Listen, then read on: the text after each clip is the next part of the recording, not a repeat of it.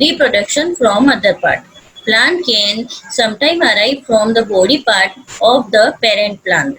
वैसे तो नॉर्मली आप सीड से ही न्यू प्लांट को आप ग्रो कर सकते हो, पर अगर आपको चाहिए कि प्लांट के बॉडी पार्ट से, तो आप बॉडी पार्ट से भी, मतलब प्लांट की बॉडी पार्ट से भी न्यू प्लांट को रिप्रोड्यूस कर सकते हो. This process of reproduction by which plant reproduce from its body part like root and stem is called vegetative reproduction.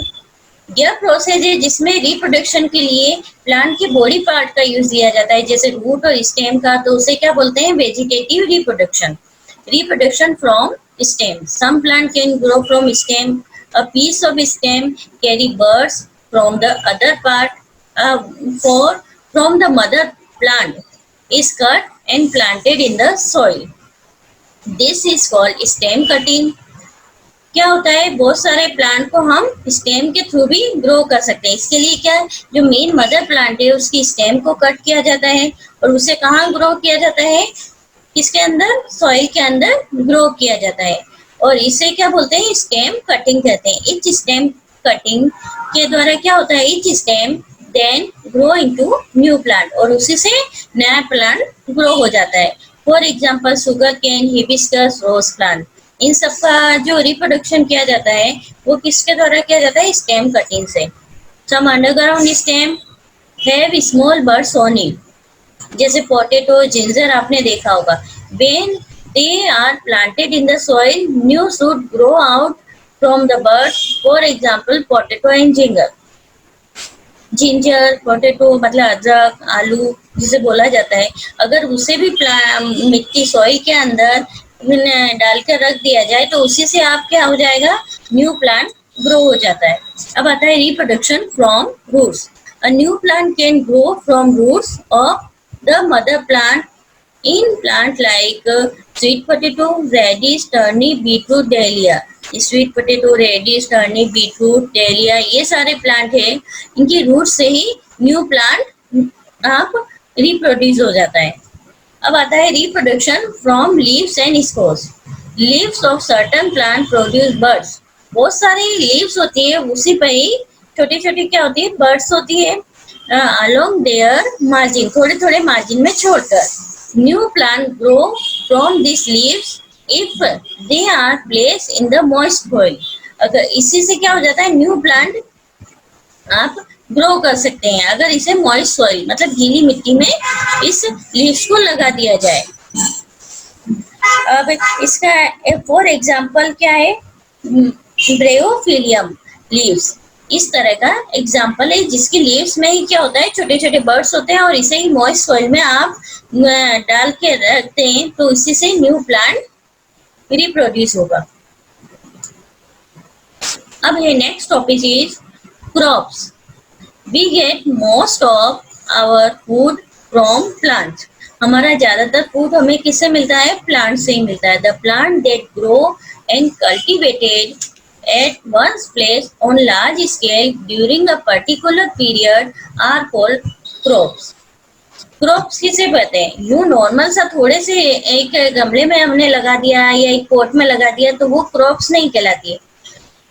Crops किसे कहते हैं? कि एक मतलब लार्ज स्केल पर वन प्लेस पर किसी वन मतलब क्या बोलेंगे, जैसे राइस है तो राइस का एक लार्ज स्केल पे, या वीट है, गेहूं है, तो उसे लार्ज वन स्केल पे पर्टिकुलर पीरियड में जब कल्टीवेशन किया जाता है, उसे उगाया जाता है, तो उसे हम कहते हैं crops. Different crops are grown in different place. अलग अलग तरह की क्रॉप्स अलग अलग जगह. ऐसा नहीं जहाँ पर राइस चावल उग रहा है हो सकता है वहां पर वीट नहीं उगे. हर के लिए अलग अलग तरह का सॉइल होता है, क्योंकि अलग अलग पीरियड ऑफ टाइम में वो क्रॉप्स उगाई जाती है. Different crop grown on different place basis of soil types, water availability and climates. तीनों चीजों पर क्रॉप्स डिपेंड होती है. कौन कौन? सॉइल टाइप सॉइल का कैसा है, मिट्टी कैसी है, वाटर अवेलेबिलिटी, बहुत सी क्रॉप्स होती है जिसमें पानी की कम चाहिए, चावल में जैसे ज्यादा चाहिए, गेहूं में इतना नहीं चाहिए होता है, सबका अलग अलग होता है. और क्लाइमेट, किसी में गर्मी में होती है, कोई सर्दी में होती है. इस तरह मतलब टाइम पीरियड होता है, मंथ के हिसाब से क्रॉप्स डिवाइड होती है कि अलग अलग टाइम पीरियड में अलग अलग क्रॉप्स उगाई जाती है. अब आता है type of crops. Type of crops, कितने टाइप की क्रॉप्स होती है? फर्स्ट आता है रबी और दूसरी होती है खरीफ। फर्स्ट हम पढ़ेंगे rabi. In India crops like wheat, gram are grow in winter from November to April। In India में क्रॉप्स कौन कौन सी, वीट, ग्राम, ये कहाँ कब ग्रो होती है? नवंबर टू अप्रैल। मतलब ये कौन सी क्रॉप्स है? विंटर की, सर्दी वाली क्रॉप्स है, और इन्हें क्या बोलते हैं? रबी क्रॉप्स बोला जाता है। This crop do not depend on monsoon. ये किस पे डिपेंड नहीं होती है? मानसून पे डिपेंड नहीं होती है, मतलब ये बरसात की मौसम की क्रॉप्स नहीं है। Vegetable like cabbage, cauliflower, peas, beans are also grow in winter. बहुत सारी वेजिटेबल है वो भी है विंटर में उगाई जाती है। Crops grow in summer. अब आती है समर की क्रॉप्स, जिन्हें हम क्या बोलते हैं? Kharif crops. Crops grow in summer from June to October are called kharif crops. Rice, maize, jowar, bajra, kharif crops. इसमें कौन सी आ जाती है? राइस, मैज, ज्वार, बाजरा, वो कौन सी है? खरीफ क्रॉप्स है। और ये कौन से मंथ में? जून टू अक्टूबर में उगाई जाती है। This crops depend largely on monsoon rains. और ये किस पे डिपेंड होती है? ज्यादातर मानसून रेन पर डिपेंड होती है। Vegetable like pumpkin, brinjal, groundnut also grow in summer. और वेजिटेबल में ये सारी वेजिटेबल पंपकिन, ब्रिंजल, ग्राउंडनट सब कहाँ पे अच्छी तरह कहाँ हो, किस समय हो जाती है? समर सीजन में। और इन्हें क्या बोला जाता है? खरीफ की फसल का। एक बार इसे फिर से बताती हूँ। रबी फसल, इसका कल्टीवेशन टाइम क्या होता है? विंटर में नवंबर टू अप्रैल। एंड खरीफ फसल कल्टीवेशन टाइम होता है जून टू अक्टूबर। एंड ये कौन सी क्रॉप्स हो जाती है? खरीफ क्रॉप, मतलब समर क्रॉप्स। अब आता है healthy crops. Crops need to grow on very large scale to feed the entire population of the country. Crops को बहुत ही लार्ज स्केल पे उगाना जरूरी होता है। क्यों? पॉपुलेशन, हमारे इंटायर कंट्री का पॉपुलेशन है, उसको देख के। The practice of growing crops large scale is called agriculture. और जो ग्रो किया जाता है लार्ज स्केल पर, इसे हम क्या कहते हैं? एग्रीकल्चर कहते हैं। Essential requirement to produce good crops. अच्छे क्रॉप्स के लिए क्या क्या एसेंशियल रिक्वायरमेंट होती है? Farmers should have knowledge about the soil, climate, season for growing different crops.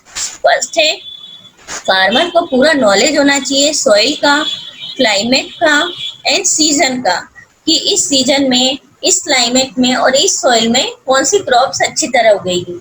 They should sow healthy and ripe seed. So मतलब क्या होता है? Plant seed spreading on the earth, मतलब कि बोना। सोइंग इट मीन्स बोना, कि हेल्दी क्रॉप्स को ही, हेल्दी सीड्स को ही बोए, जिससे they should close the field and make ready before growing the next crop. उन्हें क्या करना पड़ता है? फिर उसे क्लोज करना पड़ता है, मतलब सॉइल को क्या करना पड़ता है? लूज करना। क्लोज इट मीन्स लूज करना पड़ता है, और जिससे नई क्रॉप्स उगे अच्छी तरह। Farmer should mix the right amount of fertilizer in the soil to increase its nutrients. फिर फार्मर को क्या करना चाहिए? कि right amount of fertiliser soil में डालना चाहिए। राइट अमाउंट, ज्यादा भी नहीं और कम भी नहीं, जिससे उसका न्यूट्रिएंट्स है वो इंक्रीज हो। Two kind of fertiliser use two purpose, organic and inorganic fertiliser. दो तरह के फर्टिलाइजर काम में लिए जाते हैं। कौन से? Organic and inorganic. Organic fertiliser and manure are natural fertiliser. Organic fertiliser क्या होता है? जो नेचुरल फर्टिलाइजर होता है। इसमें obtain from cow dung, dead and decaying plant, animal, vegetable matter. Organic plant natural plant है, जो काउ का डंग है। डेड एंड डिकेइंग प्लांट मतलब ये प्लांट्स जो सूख जाते हैं, उनकी पत्तियां। और एनिमल्स एंड वेजिटेबल मैटर, जो एनिमल्स छोटे छोटे कीड़े मकोड़े या फिर कुछ भी एनिमल्स है। और वेजिटेबल मैटर मतलब बची हुई सब्जियां, और उन्हें एक जगह डालकर गड्ढे में रख दिया जाता है, और फिर उससे जो बनती है फर्टिलाइजर, वो ऑर्गेनिक फर्टिलाइजर कहलाती है। Inorganic fertilizer are generally made for chemicals such as urea, nitrate, sulphide. जो केमिकल से बनती है, यूरिया, नाइट्रेट, सल्फाइड से। These are made fertilizer. These are made in fertilizer industries. Are harmful for environment. Inorganic fertiliser chemical से बनेगी, तो normal सा है कि ये फर्टिलाइजर क्या है, इंडस्ट्रीज में बनती है और ये हार्मफुल रहती है हमारे इन्वायरमेंट के लिए. Farmers should properly irrigate the soil when required. अब फिर फार्मर को जो इरिगेट मतलब सप्लाई करने का वाटर है सॉइल को, वो पता होना चाहिए कि कहाँ कब कब उसे पानी देना है, मतलब रिक्वायरमेंट कितना है. They should use insecticide and pesticide to protect crops from insects and pests. Insects pests, इनसे कीड़े लग जाते हैं, इंसेक्ट लग जाते हैं, जो उनका जो क्रॉप्स है उससे प्रोटेक्ट करने के लिए पेस्टिसाइड इंसेक्टिसाइड का स्प्रे करते रहना चाहिए. Overuse of pesticide insecticide can be harmful to soil and crops and ultimately to our health. ज़्यादा मतलब ओवर यूज नहीं करना चाहिए पेस्टिसाइड्स का, क्यों, ये हार्मफुल रहता है सॉइल के लिए भी, क्रॉप्स के लिए भी और हमारी हेल्थ के लिए भी ये हार्मफुल रहता है. Crops should be cut properly and gather, और लास्ट में उसे कट करना है प्रॉपरली, मतलब और उसे एक जगह इकट्ठा करना है, और दिस इज कॉल्ड हार्वेस्टिंग, और उसे क्या बोला जाता है, हार्वेस्टिंग कहा जाता है.